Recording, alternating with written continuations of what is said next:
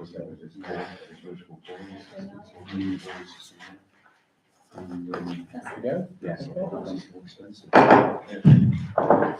evening, everybody, and thanks for coming to this meeting of the Planning Committee.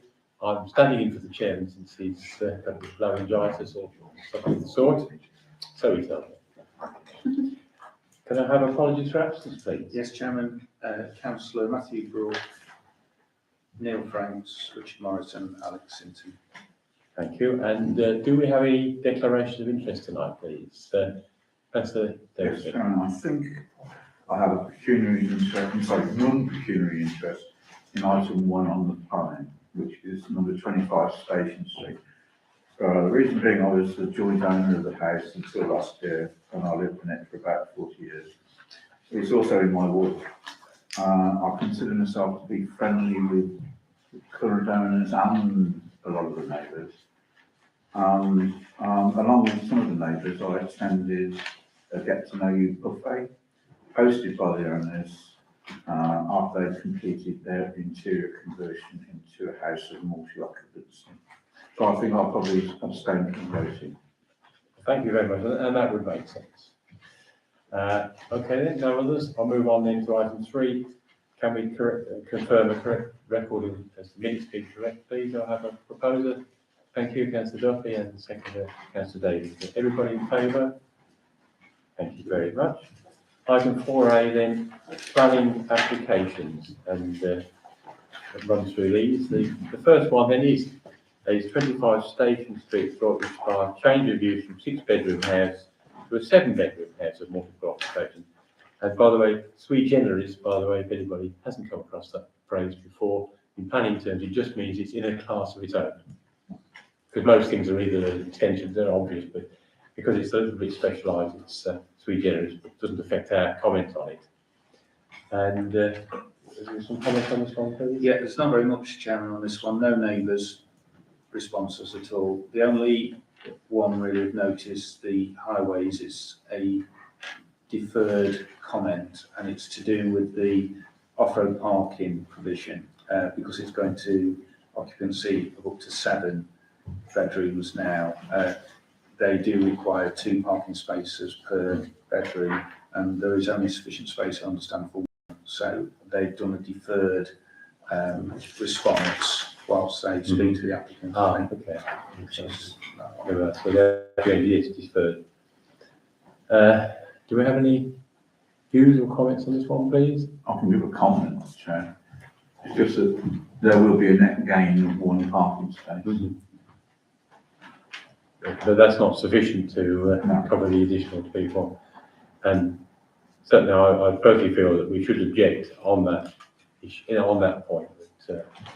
Because it's fairly obvious that nearly everybody seems to have a vehicle of some sort. It's obviously going to add to more congestion in what is already a very congested area.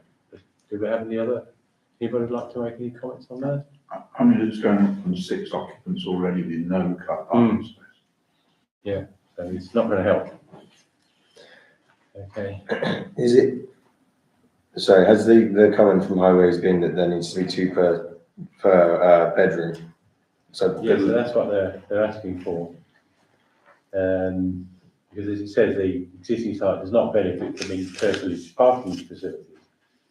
The proposal seeks planning permission for the use of this property changed from a dwelling house to a 6-bedroom HMO, house for multiple occupation, on 24th of January 2023, and then, but it's not actually listed on the public register yet, so it's all a little bit odd. And I can see that's why they really want to see how it's developing. But certainly, I personally would propose that we object on the grounds that, again, there is inadequate parking provision given the nature of the area. Would anyone else like to comment on that one? I think it's fair to say that parking concerns are always quite large around the station, around the centre of the town. Yes. I'd accord with that and second that. yeah, I think you did make reference to that. Yeah. Overspill. Yeah. So again, it's any further comments? I'm happy to propose objection be the parking provision if anyone would like to second that. Thank you, councillor Grady. Okay, all in favour? Thank you. Thank you. Okay then. Next one is 16 Isaacs Way, which is a side and rear extension. Yeah, a little bit on this one, Chairman. There's nothing from neighbours.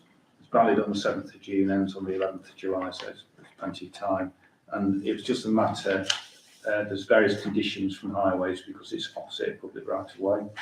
There's a plan of it there, but it's to do with the works in course on method statement, Yeah, which are all conditional. so that's it, but they're not, as regards the finished product. That's They're right. they're it's all just conditional for the conditional. actual Yeah. process of construction, which makes sense. Anyone like to comment on this one, please? Well, I've had a look at it, and I think the reason there's probably no neighbour objections is because it's an infill and it's between the existing garage and the existing house.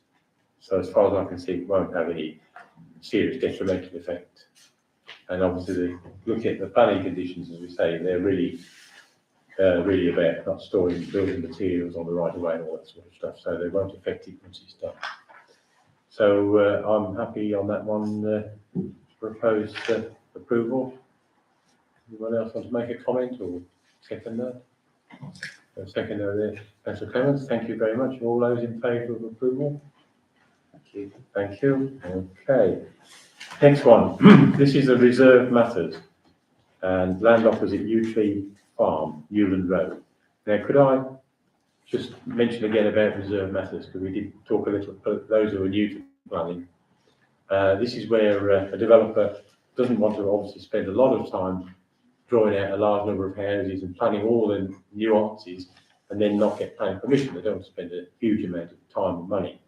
So what you can do is apply for what's called reserve, well, you apply for outline permission, which basically means that you just say, I'm going to put 3 houses on this site. Is that kind of in principle okay? And then if you've got your outline permission, then you go to reserve matters, which is not, won't change the fact you're going to put 3 houses on the hypothetical site, but it means that you actually then design the type of house, the shape, the colour of the bricks, all that kind of detail stuff, and then you come back, as this one has, for reserve matters for up to 7 self-built dwellings.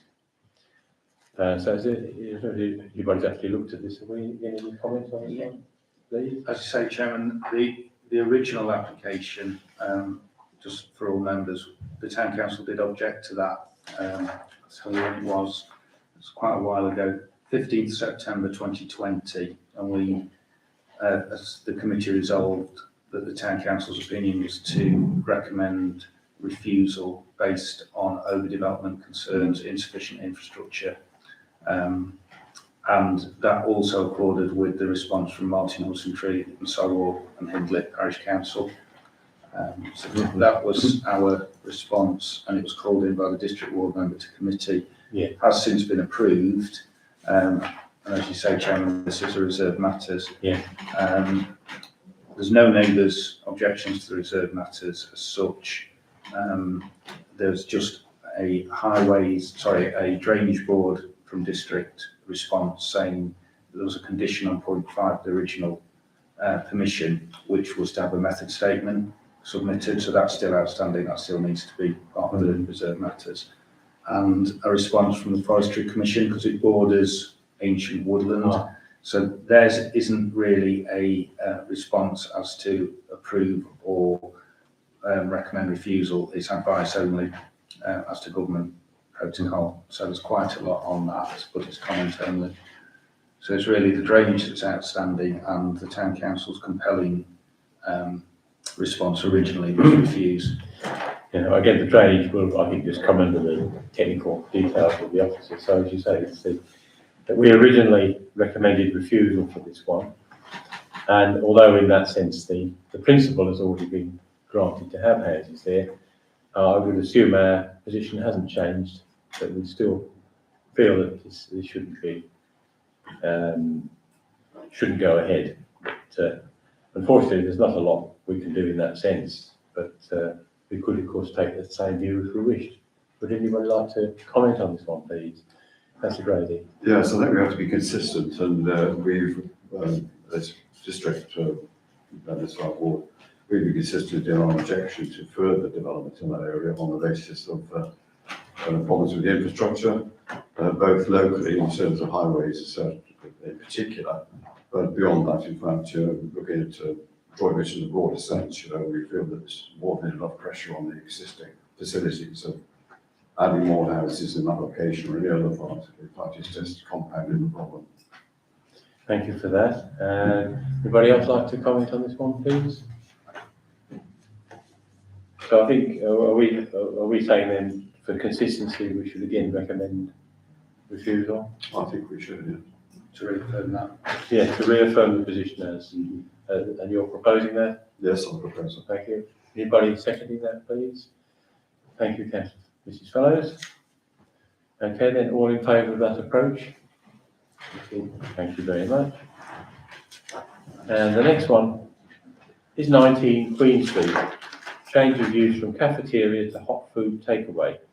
And this is a retrospective, and again, we talked about retrospective at the little training session we did, that although it's a retrospective application, in other words, it's already happened, we cannot treat it any way different to it not being a retrospective application. Would anyone like to comment on this one, please? And just for clarity, this is the Greek restaurant we're talking about, the new one. So any comments, please? On the portal, Chairman, there's no neighbours' responses at all. The WRS one, statutory response from them is there's no issues really in terms of food establishment trading, and it has actually traded as a food establishment since 2018 with no reported issues according to their response.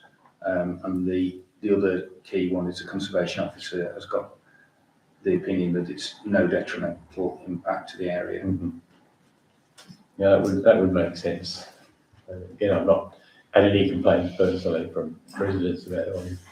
Go on. Pardon me. I think, well, other than it being odd that a change of use should be needed from a cafeteria to a hot food takeaway, I think it's good to see a business doing well and bringing new cuisine into the town. I'd be quite happy to recommend what's proposed, recommending approval. Yes, thank you very much for that. Yes, I can quite see the point there. It isn't that different. Just type of food, but still people cooking stuff. Any comments on this one, or would anyone like to second? I think from reading it that the applicant didn't realise he needed to get permission in the first place.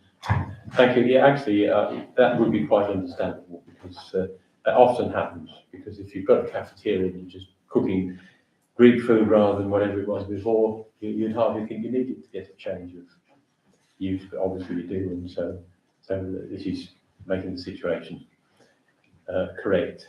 So we've got a proposal there. Second. Thank you then, and all those in favour, please. Thank you very much. And the next one then is 42 Oakland Avenue, a demolition of an existing bungalow and replacement with 2 4-bedroom detached dormer houses with a back roof. On that one, what do we have on that one, So please? this one, Chairman, it's actually only a variation of condition 5 of the original application and permission that was granted. So condition 5 is to do with the back roofs design. That's all it is. So yes, I looked at that. It is technical. It's just a technicality. It's not affecting the overall permission that's granted for the whole development. It's just a minor detail. And it's, as you say, it's to do with the BATS provision. I think looking at it, the variations seem to just be to remove the need for a bat box entirely, which didn't seem to have any justification for. I couldn't see any reason why they wanted to get rid of the bat box, other than to avoid having to do as much work. Oh, thank you. Yeah, well, actually, when I looked at that, I think the problem was that for some reason the various technical permissions had come in the wrong order, so the existing permission wasn't valid. So I think, in fact, what they're doing here was actually to effectively reissue it. So I think there was still going to be provision for that, but it had to follow a different procedure. unless you think otherwise. That was how I read it. I must have missed that bit. I think I'd sort of try to look through. Yeah, so again, I think that we probably, it's a variation rather than a removal. I think. In that case, I'm quite happy. Okay, so you would propose that we don't object on that understanding? And on the understanding that there'll still be a pollinator provision, Yes. I'm quite happy to propose approval. Any comments or a seconder, please? Okay, thank you, councillor Key. No further comments, so are we saying no objection? All those in favour of no objection? Thank you, Phil. I think that's it. So we're back onto no, there are no amended planning applications.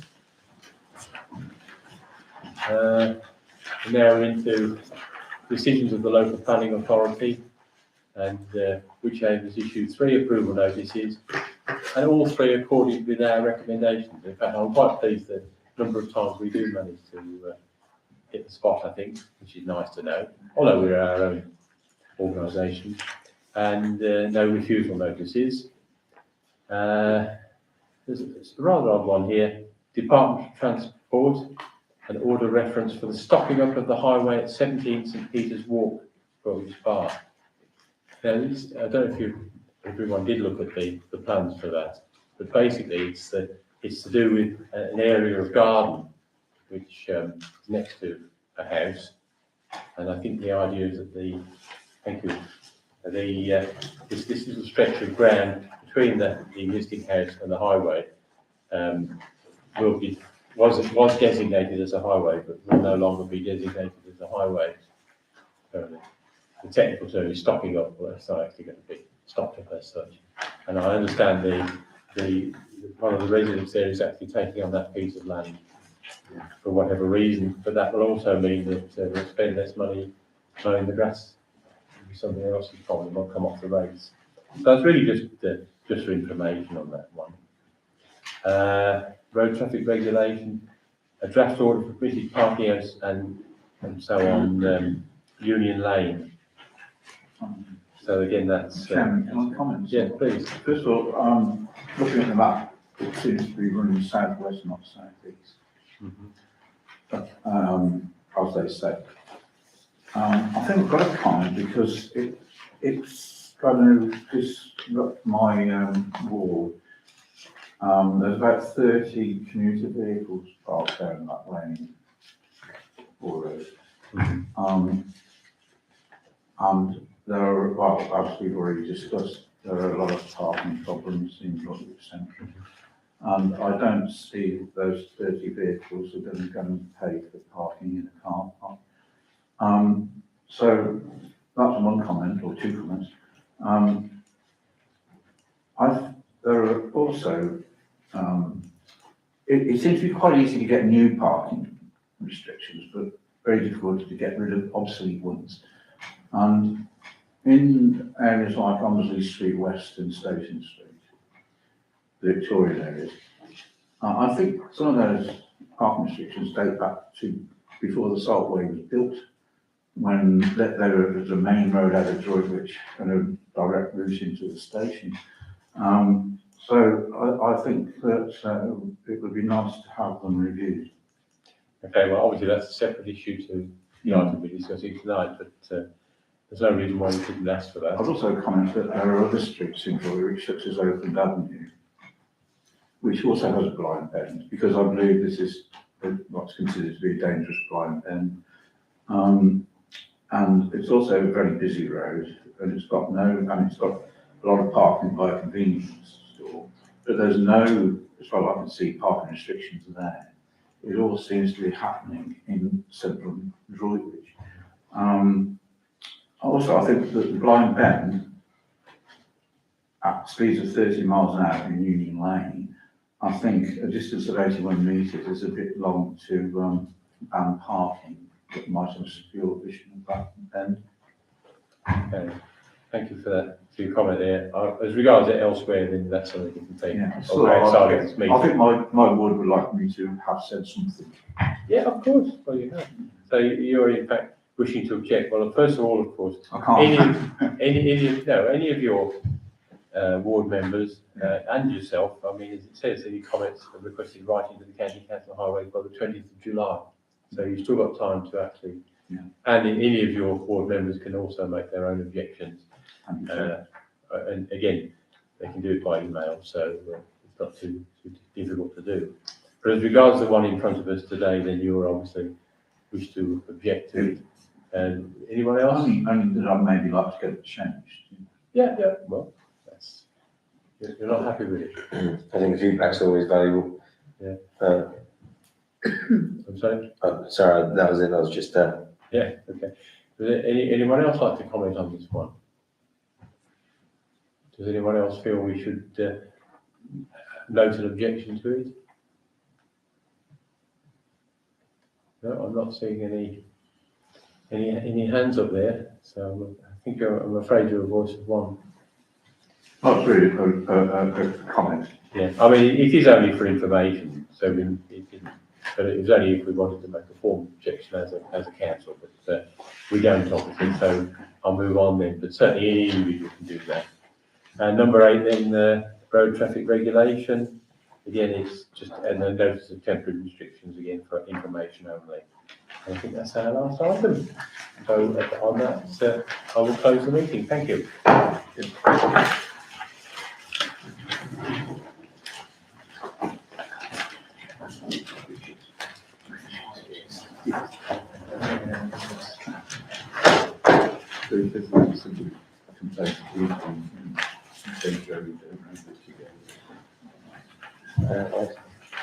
but it was, highways, it can be a bit difficult at times, because I told them, you don't really get much send usually, so, then write out highways engineer, who sort of looks out and comes up with their own ideas on what's the safest based on their codes. It can be quite frustrating. Especially when they can't tell me something. Yeah. Yeah. Good evening, everybody. I'd like to open the Community and Amenities Committee. Before we start, I just want to say what a great day it was for the Food and Drink Festival. There was plenty of people there, and it was such a lovely day, and I commend all the people that did the festival. It was wonderful. Yeah. Thank you. Right, to business. Apologies for absence. Yes, Chairman, Councillors Matthew Brook, Neil Franks, Richard Morrison and Alex Hinton. Thank you. Declarations of interest, anybody? Yes. Councillor Humphreys. Yes, a declaration of non-pecuniary interest on item 10, which is the D-Day celebrations. I'm chair of the Droitwich British Legion branch. Okay. Thank you for that. Any other declarations of interest? No? Item 3, to confirm as a correct record the minutes of the meeting of the committee held on the 12th of June, 2023. Any comments on that? Happy to propose, yeah. Thank you. Seconder? Happy to second. Thank you. All those in favour? Thank you very much. Item 4, Droitwich Bereavement Cafe. So this was to welcome Gina and Lucy. Yeah, Gina and CBS, Lucy, welcome. to just provide an overview of the new project and just take any questions. Yeah. Over to you, Gina and Lucy. Thank you for the opportunity of coming and talking to you. I thought you'd like to a little bit about St Vincent de Paul Society, as nobody's ever heard of us. We've been operating in the town for 30 years plus. We're based at St Clement Church. We're a Catholic organisation who help anybody in need. I've brought a few leaflets, I'm afraid, but didn't expect to be quite such a full house here. So if you want to pass them around, and I can provide more leaflets if anybody wants to see them. In the town, we've been helping Ukraine families find furniture, and we help children get school shoes, washing machines, carpets, Our referrals come from the school, Westland School, primary school, and also from housing officers, the food bank, the social prescribers, all sorts of people. Get in touch with us, and if there's a need that we can satisfy, we will do so.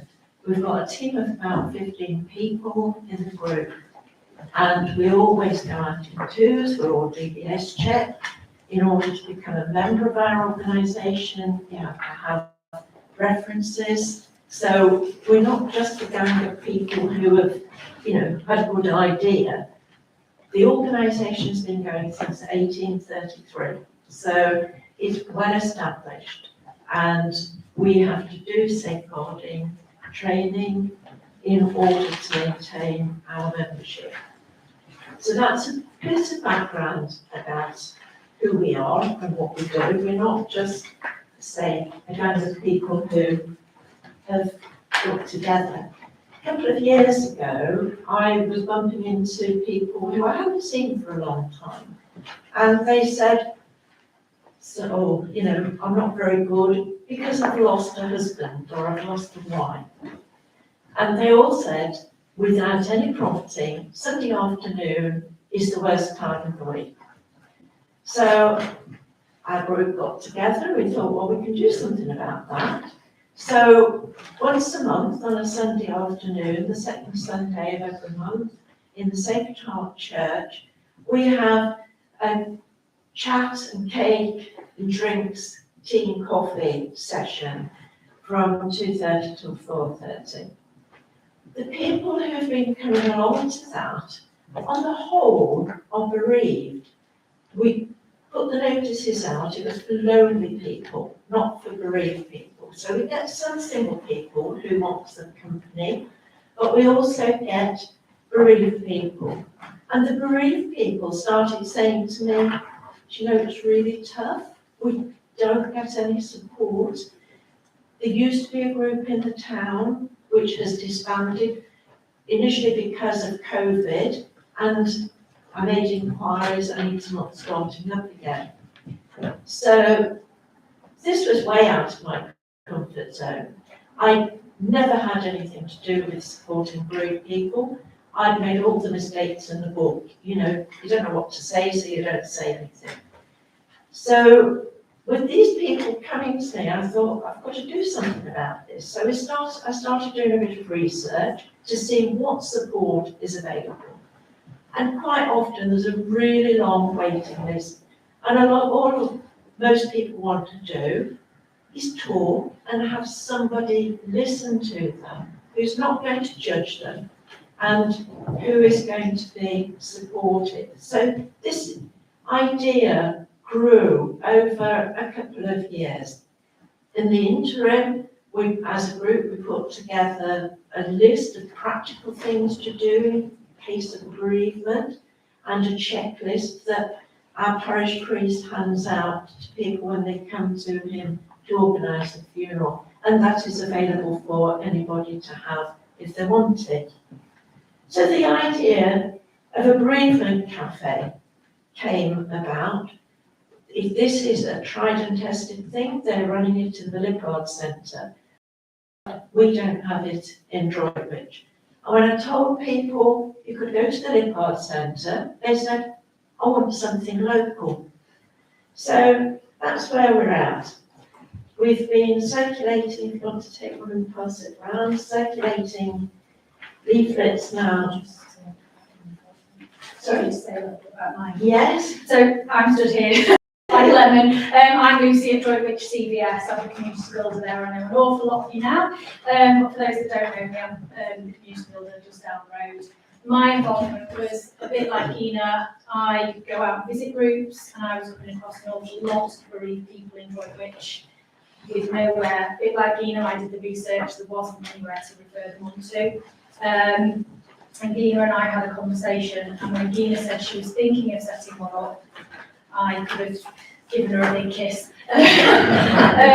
So my role as a community builder is to support people, individuals, organisations to set things up, to get them going, to be able to support them, to run something. I can step away and then go and find the next person with an idea. So when Gina and I have been working together, we've done an awful lot of research for this, haven't we? We're working with St Richard's Hospice, who are more than delighted that we are setting this up because they are so overwhelmed with referrals. They can't manage everybody, and they know that in Droitwich there isn't an alternative. As Gina said, Salvation Army did have one pre-COVID, but they decided not to continue running that after COVID.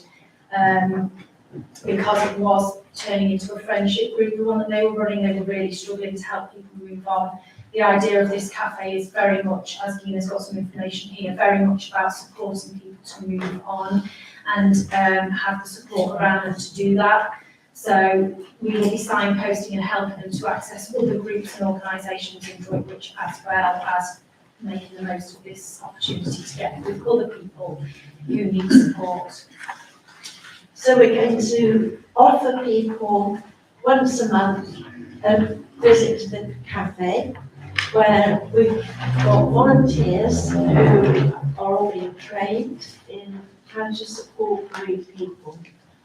We went to the wider community, and we have got some really talented people who have volunteered to do this work, because it's quite, you've got to feel comfortable to be doing this. So it's not just anybody who's going to come along and say, oh yeah, I can do that. You've got to have a bit of a calling for it, really. So we'll offer 12 sessions, and then we're going to follow it on by offering a course, a 7-week course, which is 2 hours per week, called the Bereavement Journey. And this is a Church of England scheme that they've been running for about 25 years. And again, it's tried and tested, so we're not just coming up with a bright idea, we're piggybacking on somebody else's bright idea. And that will address, again, we're going to do specific training to deliver that course, so that people who feel they want a bit more in-depth help to deal with their bereavement. It will look at things like, what is grief? How do we identify it? How do we deal with it? How do we eventually move forward? And hopefully, at the end of that, people will have perhaps made friends within the group, and they might then go on as a group in friendship. Or if they haven't done that, we have a list of of the groups and activities within the town, which Lucy and I pulled together, mainly Lucy, and we've got it on a sheet, so that yes, people can go looking for these groups, but if you're handing it to them, doesn't that make life a little bit easier? So we've got a plan. We've done a budget for 5 years, because we both felt that if we're going to start this, it has to be sustainable. It cannot be something that runs for 6 months or a year and then stops. It has to be running in 20 years' time. Otherwise, I wouldn't have wanted to start it at all, because this is a need that is not going to go away. It will slightly affect every one of us at some stage in our lives. Just to clarify as well, one thing Gina and I are very keen on, because St Vincent de Paul, are a Catholic organisation. The Bereavement Journey is Church of England, but that's not our aim at all. The aim is to reach the entire community, and that's why it's in a neutral location, and not based in a church, because we wanted it to be open to everybody. And the Bereavement Journey itself, 6 of the weeks are neutral. The final week is an optional week, that's what they call it, to allow people to delve into their faith a little bit related to their grief. So please don't think that this is based at people who are Christian. This is open to anyone in the community to come along and get that support that they feel they need. Which is typical of St Vincent de Paul Society, because the people we help, we don't ask them what their faith is, or if they've got any faith. We ask them, what do you need? If they need a bed, we find a bed. If they need a cooker, which is often the case, which is the referrals from food bank, they've got the food, but got nothing to cook on. So this is following through the Vincentian theme, if you like, that it's the need that's important. We're certainly not banging a drum to recruit people or to convert them to anything. It's satisfying a need. I hope that explains it more. I don't know if any of you got any questions that you want to ask us. Councillor. Just a comment actually, well, first of all, I wasn't aware of your organisation until recently, so keeping your light under a bushel was the impression. It's just a small thing which you probably already have done, but I just had to deal with the Citizens Advice Bureau. And of course, they're often dealing with the, shall I say, the practical side of bereavement in the sense that, you know, people got legal problems or whatever else. And it'd be useful if they know to refer someone yourself. We run at Droitwich CVS Yeah. network meetings, which anyone is welcome to come to. If you're not on our mailing list, I'm more than happy to add you, which George has come to and Eric and Chris have both been to. But it's, GINA is, St Vincent de Paul are very much part of that network, which Citizens Advice are also, and social prescribers already Now that's ticks good, that box. because it works the other way too, you may Yeah, get somebody who needs some absolutely. legal advice or Yeah. something that's not really your remit. I mean, GINA works very closely with the social prescribers as well, don't you, at the Yeah. GP Yes, 2 or practices? 3 referrals a week. Okay, fine, you're ahead of me, that's No, great. just to clarify that But that's, yeah. Councillor Humphries. Just like to say that I have heard of your organisation, so there's at least one person who has here, and it's really, really lovely to hear that you're working across different organisations, different faiths, etc., and not reinventing wheels, because that's something, I work in the voluntary sector, and that's something I see an awful lot of, so it's absolutely marvellous. I write training for volunteers, so if there's anything that I can help with around your volunteer training, please let me know. oh, we can have a chat about Yes. lots of other things Yes.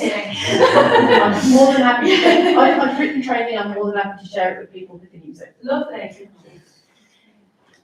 Councillor Fellows. Yeah, I've obviously heard of you because I'll be joining you shortly, won't I?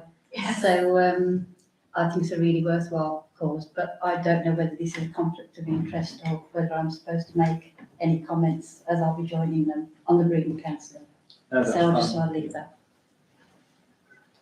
Any We other put in an comments? application, I put the application in March for funding, which is probably why you've asked us to come along and explain what we're doing.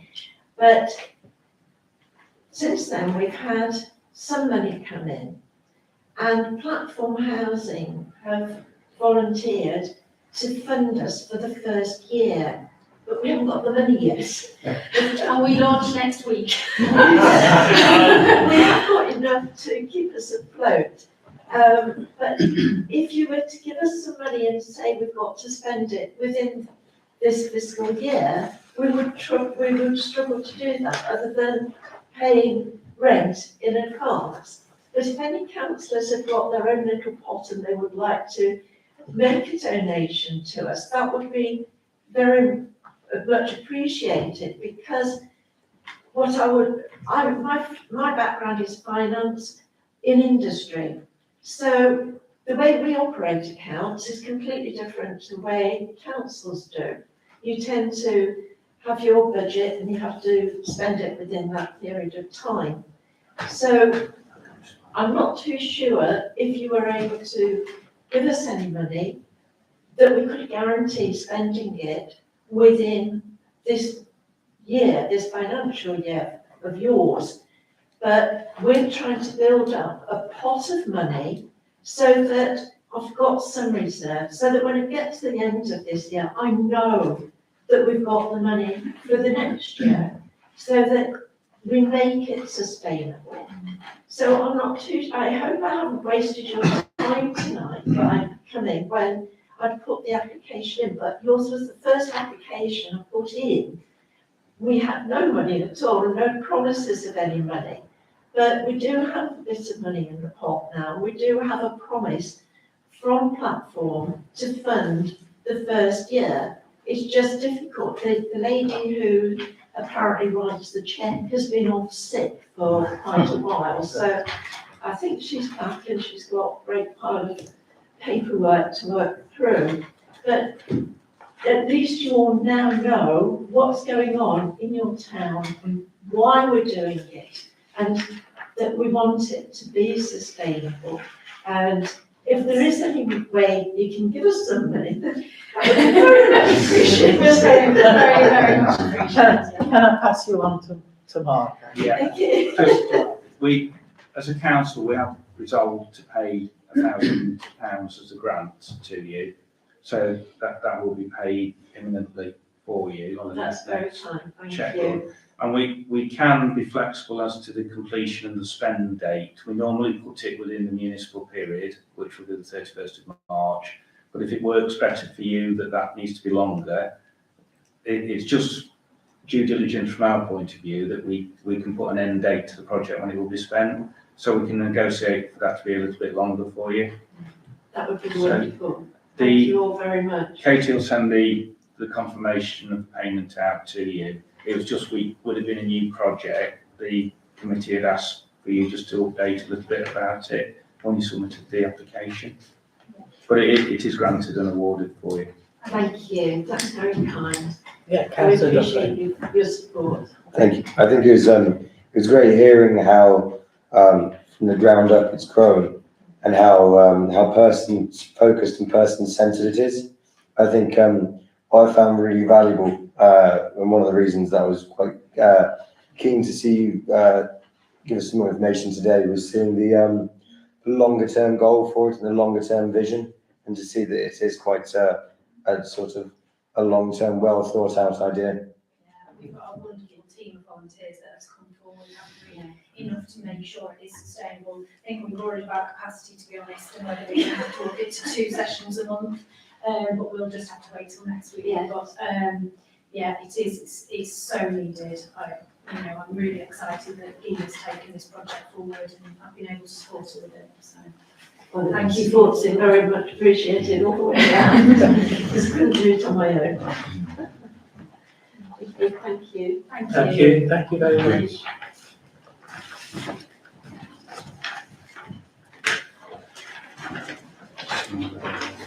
Five, yeah. Right, item 5, Droitwich Ukraine connections. well, it's me as well. Uh, I'd just like to thank Rod, officially, because he's been wonderful over the last year, coming and supporting us on a regular basis, so thank you for that. He's bought some wonderful Waitrose cakes, so. Unfortunately, I'm having an eye operation on the 13th, so I won't be able to join you. Oh, well, thank you. But I hope I'll be able to Thank you see for you your support. next time. Thank you for your support. Thank you. And thank you for all your support from Ukraine Connections, it's been a really wonderful year. So, thank you. Okay. All right, thank you. Bye.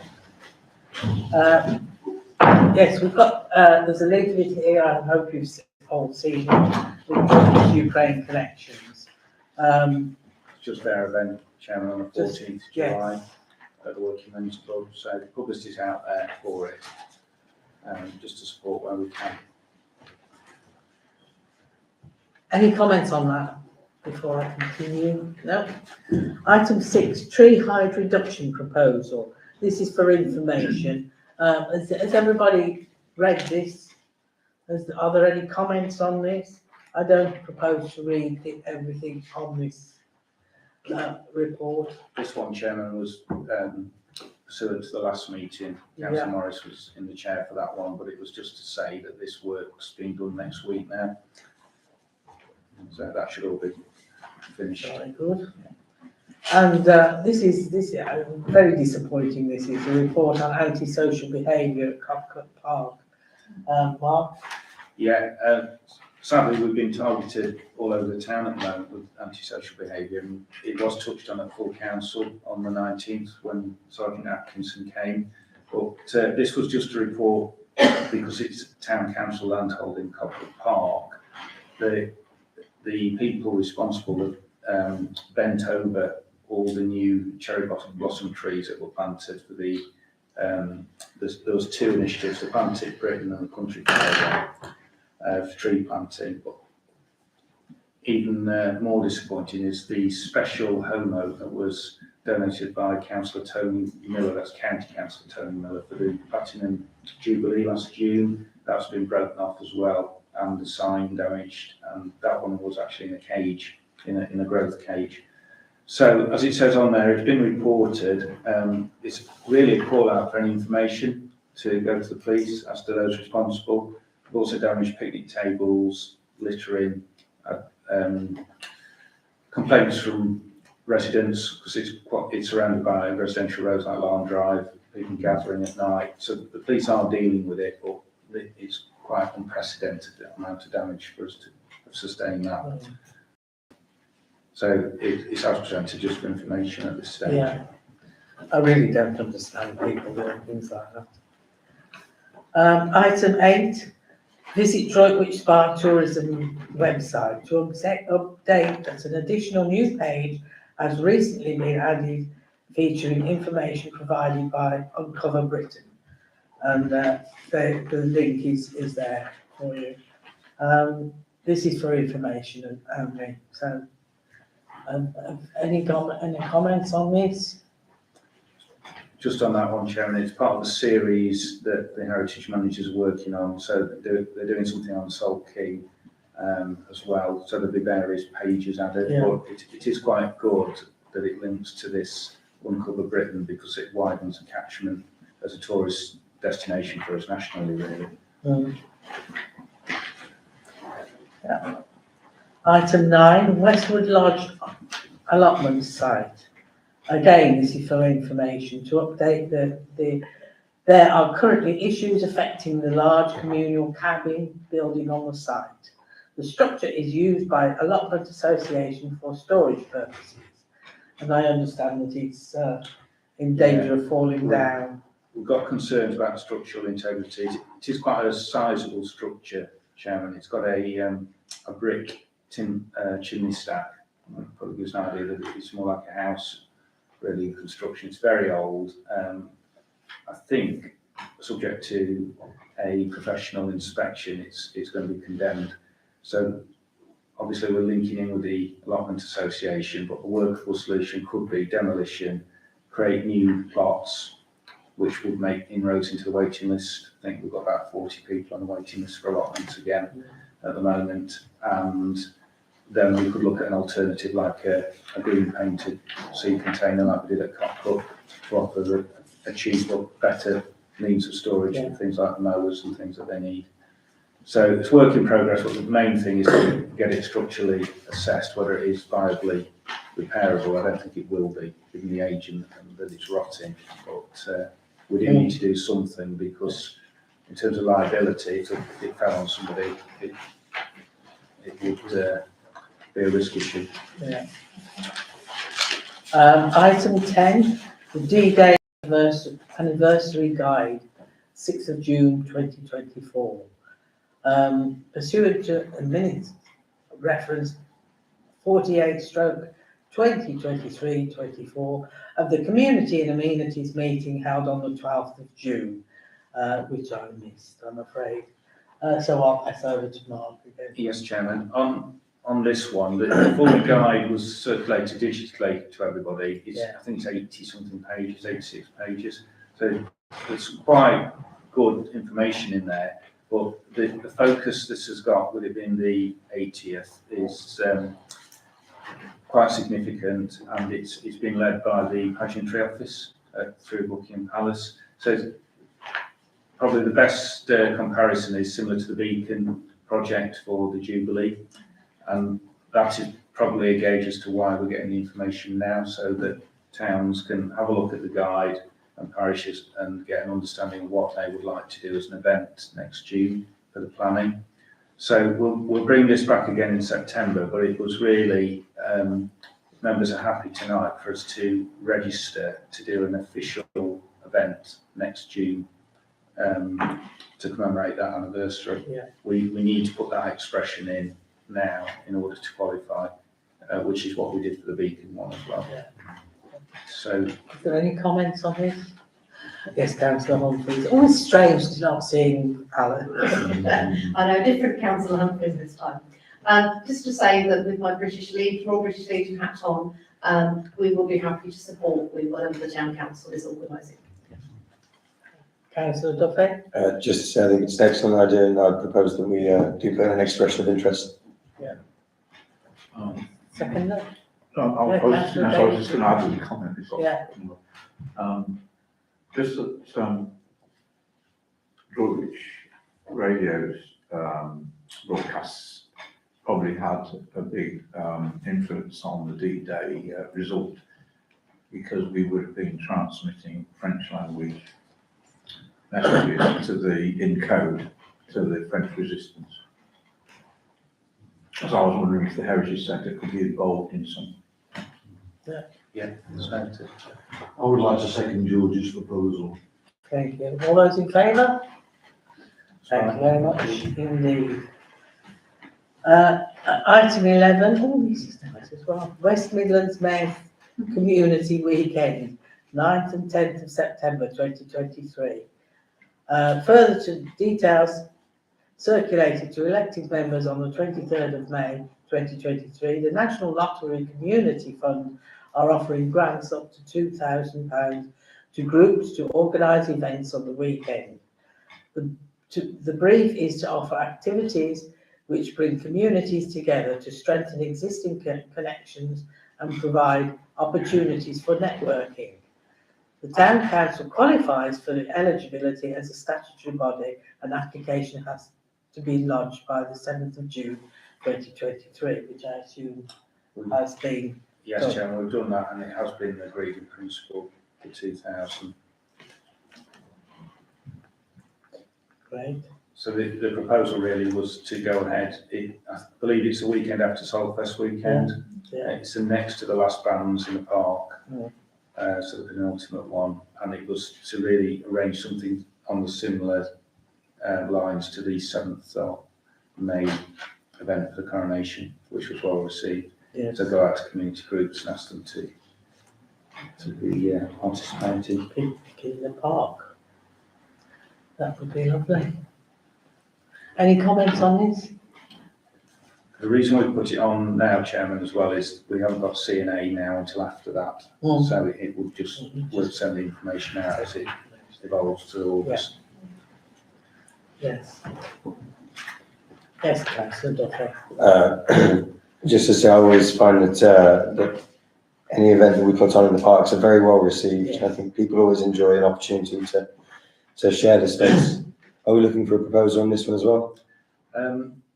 It was agreed at the last CNA, really, so it was really just to update that we'll put the programme together, share the publicity, but the good news is we've got the funding. I won't be doing line dancing.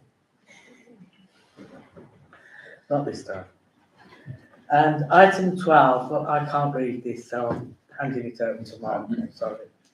Thank you, Chairman. So this one is a sensitive one. The morning after full council, I was approached by a representative of the family of the late Alfie Steele, and it was to give them support and guidance as to doing a suitable memorial for the little boy that passed away. It's actually a couple of years ago, but it's a tragic case and it was at court very recently. So what the consensus was from the families, they'd like to do something in Lido Park. We have done the moment of national reflection for the late Queen, September 2022, and the vigil for Ukraine in April before that. So similar to that, they don't want any elected members or mayoral input, because fortunately we have got the chaplain, Reverend Laura Handy, so the civic chaplain as well, and she's more than happy to facilitate it and take it forward. So really what they were asking for was the permission and the support, and it seemed to fit quite well with their preference to do it on a Sunday afternoon after the bands.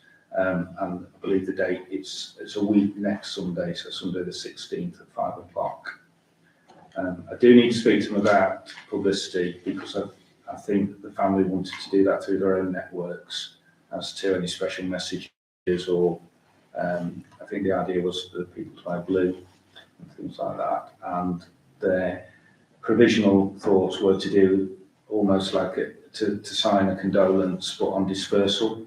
So short 10-15 minute service led by Laura. They provide some music of their choice, and then as it naturally disperses, a area where people can sign, almost like a pledge of memorial. So that's what's been agreed, and I'll talk to them again this week. But Laura has been really helpful and is supporting well with it. Yeah. Any comments on this? I couldn't read it. He's the same age as my grandson. It was too upsetting. Any comments? No. Thank you. John Hemmings, 400th anniversary 2023. Pursuant to the minutes reference 45/2023/2024 of the Community and Amenities Committee meeting on the 12th of June, an update on the following points. So just summarise those, Chairman. We're continuing the request to put a plaque at St Peter's Church. It does take a while, as I've outlined in the agenda. We have to get this Diocesan Advisory Committee permission from the church, so that's in hand. The heritage managers have arranged a exhibition, so this is the update since the last meeting. That's going to run from the 11th September to the 18th November, and it also accords with the period that is the anniversary in the autumn. 400 years for John Hemmings since his birth in Droitwich.